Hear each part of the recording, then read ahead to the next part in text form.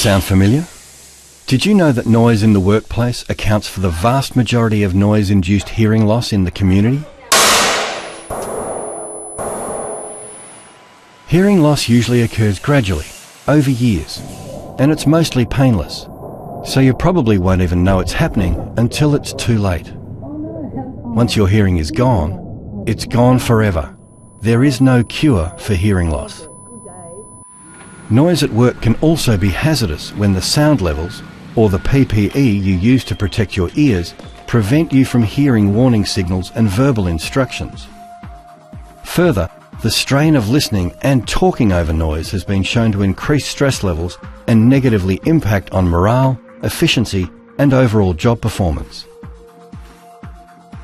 Many of us take it for granted, but good hearing and clear communication are essential to your quality of life and your safety at work.